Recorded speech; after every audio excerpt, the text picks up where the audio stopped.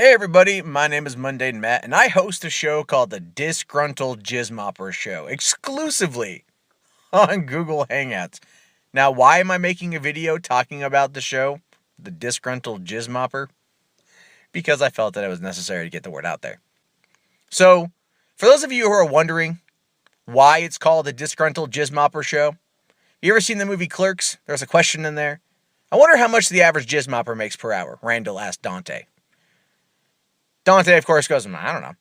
But it's a question that I asked myself as I was mopping up jizz from the bathroom floor of a movie theater that I worked at a long time ago. So yes, with that moment in time, as I was using a mop to wring up someone's spilt semen, I thought about how much money I made per hour, and I realized at the time it was $6.75. So that jizz mopper, i.e. me, made $6.75 an hour. Now, why am I disgruntled? Well, wouldn't you be after mopping up someone's semen from the floor? Yeah, you'd be disgruntled too. And that anger and cynicism has kept with me for the past 12 years. That's why it's called the Disgruntled Jizzmopper Show. On those. Anywho, so there's that. Gotta love it. Gotta love it. Anyway, so last night, I'm talking to my kid brother and his friend, and they're asking me if I'd ever heard of this book called, was it The Pickup Artist, that show The Pickup Artist. And I'm like, yeah, I've heard of the show. I've seen the show. I've read the book. It's, I think it's like How to Get Hot Women into Bed. Mystery Method, that's what's called, The Mystery Method. I've read The Mystery Method. A couple years ago, I was working on a screenplay for a guy, and he was really into the movement, right? He was super into being a PUA. He read the books, he had all the videos, him and his roommate would actively go out and try to pick up women using this stuff, and they would succeed. But here's the thing too, is one of the guys was on, like, Veronica Mars. He was a bad guy in an episode. He also worked on the show.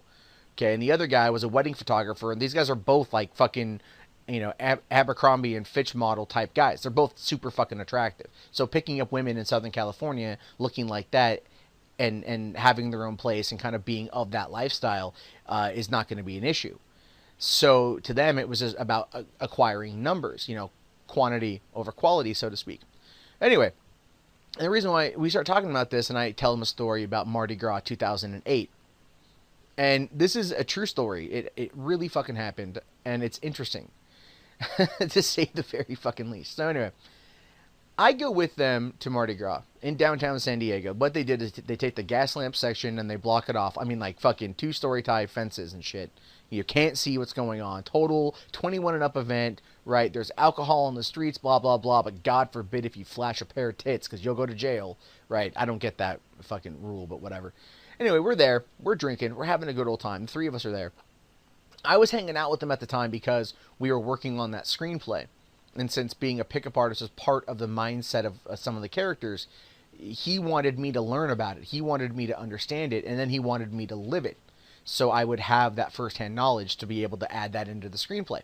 So we're there, we're walking around, and this girl in a pink wig and a pink tutu walks up to my buddy, the actor one, and looks at him, and I'm not kidding you, flat out says, "I want to suck your cock tonight." Seriously, straight up. And he goes, "Oh, okay." And then she brought her friend over. Both these girls were good looking. Both my friends are good looking. And then there's me. So obviously you could tell where this is going. Long story short, I was a fucking fifth goddamn wheel and ended up having to spend a couple hours in my car because I was drunk and I didn't want to drive. And they were in the process of, each of them doing whatever they were going to do at the apartment. So I waited outside for a bit. Ended up just talking to the security guard from the hotel across the street. They text me to come back in. So I go back in. And apparently I had not gotten there fast enough because round 2 had begun. All right. So round 2 begins, and I walk in, and Jeff and the other chick are going at it on the top of the loft. While Josh and the other one, with the pink hair, were down below in like the sectioned off room. And I hear Jeff finish. Okay. And then I hear the girl, and I'm not joking you verbatim.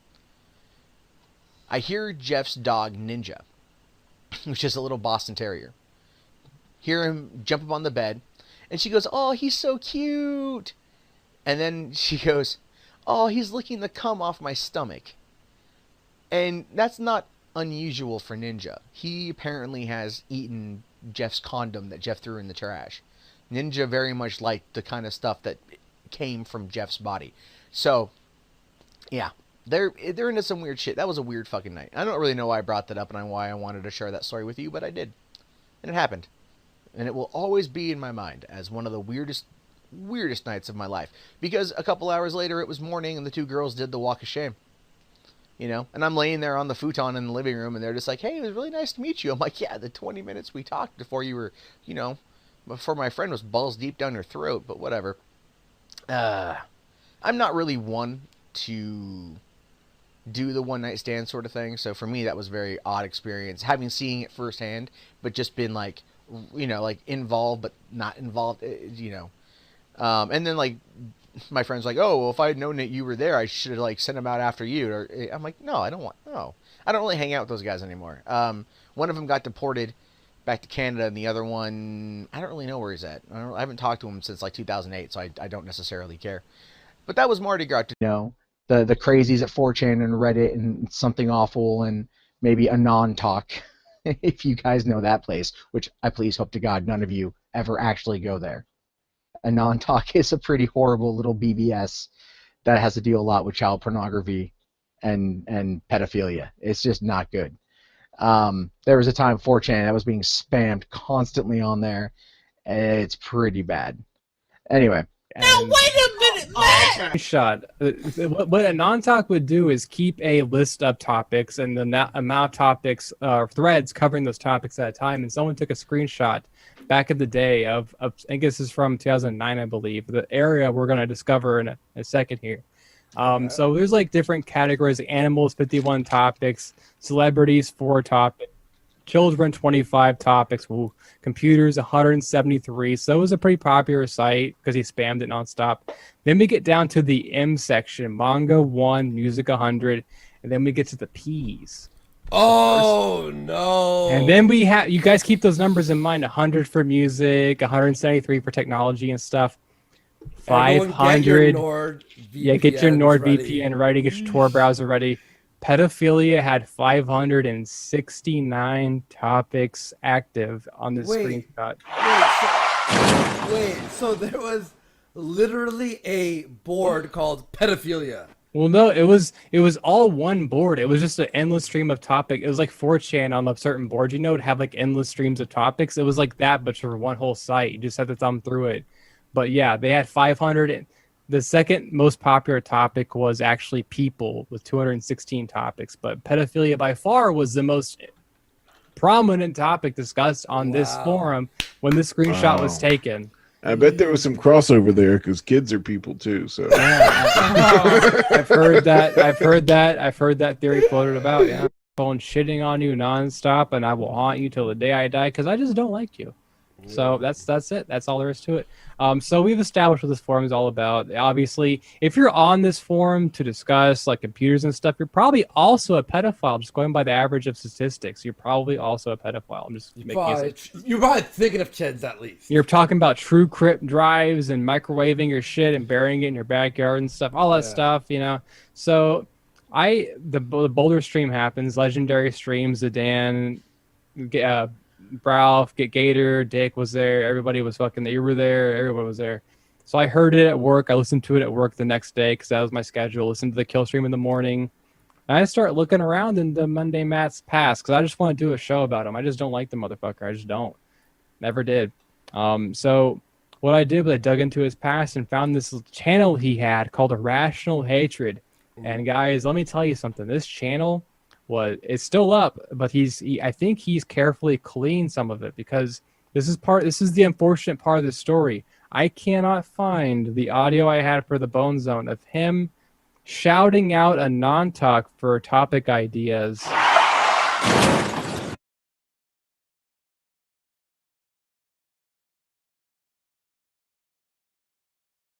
Follow us on there for all your updates for Rational shit. Hatred. And then, of course, you can email me at hatredisrational@gmail.com. And if you email me, I'll put you on there. I also want to give a big shout out to the dudes over at Anon Talk because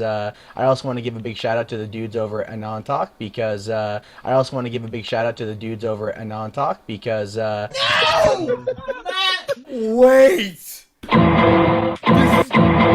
This is direct. Wow. A big shout out. He said a big shout out. Big shout out. Mundane Dude. Matt was an avid user of Anon Talk during the dates of May 19th, 2009 to July 16th, 2009, a time period in which was heavily discussing pedo. You know what's fucking me, okay? Always find out the amount of money they're willing to spend. And they'll usually lowball it because, you know, parents, their impulse buy. They'll go, oh, such and such little Susie might like this Hello Kitty vibrator, but it's $50, you know? Sure, she's only 10, but every girl needs a personal back massager. Yeah. But I'm not trying to ultimately piss anybody off because I've had people threaten to dox me. And they've threatened my family. And so as a result of that, it's not that I'm afraid. I don't give a fuck about me. But when you threaten someone I care about, that's a different story. And I know this is the internet, and it definitely doesn't matter what everyone thinks all the time. It doesn't matter at all. But, you know, this is me. This has nothing to do with them. This has nothing to do with anyone other than me. So if you threaten my family or threaten my friends, that's going to come into a problem. And so the person who did that, who made the threats, I immediately looked up everything about him. Name, address, email address, business contacts, his children's name, his children's picture, where his children went to school was all information readily available, more so than anything he could find out about me. Now, I didn't do anything with that information, but I had it ready. Because I'm like, if you're going to go down this path, dude, and you want to go to war, you have more to lose than me. And I have done nothing to you, but you want to be a dick. All right, fine. Homie can play this. You know what I'm saying? Like, I'm not that kind of person. I don't like to be a vindictive person. I'm essentially an eternal. Why are you Mundane Matt when you are so fun to listen to? Okay, funny story about that one. The name Mundane Matt is not mine. I will fully admit that I stole it from a person who doesn't know that's what he's called. All right. So a couple years ago, I knew these dudes very much like kind of like they're into the pickup artist. You know, they read the Mystery Method. They you know, these guys were like kind of like trying to be like very Playboy-esque type guys and whatever. I was working with them on a couple projects. We were friends. You know, they really were trying to get me to like join that little club. You know, they wanted me to read those books, which I did. They wanted me to go out and like fuck random girls, which I did not. It was weird. So one of the guys who hung out with them was another dude named Matt, okay? And they called him Mundane Matt because he was also trying to be like them, but in a very boring sort of way. They didn't like anything about him. He didn't have much of a personality. You know, one time that Matt and I were at a club in downtown San Diego. We picked up these like 4 Asian chicks with these 2 other dudes that were friends of Matt's. We all went back to their hotel room, you know, and true to the name of being mundane, neither one of us scored. You know what I mean? Like the girl that I kind of was talking to, she was like, "Oh, I have a boyfriend," you know, and then the girl he was talking to, he claims later on that they were flirting with each other, playfully sleeping like in bed, and he put it in her butt like once. That's what he told me. Right, but it's just one of those things where it's like I had left at that point, so I wasn't there to be privy to that knowledge at the time. But so when I created this channel in 2009, I took the name. I wanted something kind of opposite, right? To pull off my personality, to be kind of that oddball thing, whatever. So, you know, I that's what it was. I took it from this guy who doesn't know that it was an insult to him. And I've turned it into something totally different. And he still has no idea. Him and I don't really talk anymore. Me and the other 2 guys don't really talk anymore. And, you know, there's that. And I'm okay with that, too, because those guys were part of my life that I'm willing to leave behind me. You know, as much as I wanted to be that 20-something-year-old guy that would go out and have sex randomly with women, because you're told that that's what you're supposed to do, essentially, to sow your wild oats, to spread your seed, shit like that. Their particular methods I didn't really care for. you know, I'm not gonna lie to women. I'm not gonna to treat them like shit just to get them to want to suck my dick. Why is this the last episode? Well, here's the thing. I'm trying to work on rebranding myself, but I can't go with the name The Disgruntled Jizz Mopper Show. It wouldn't work. I couldn't put that on a t-shirt.